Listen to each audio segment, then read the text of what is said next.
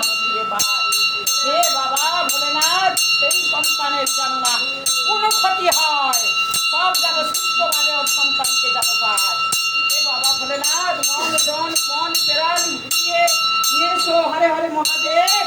বাবা বাবা ফুলবেল পাতা ফেলাও, ফুলবেল পাতা দিতেই হবে, ওকে ঘর নিয়ে যাবে।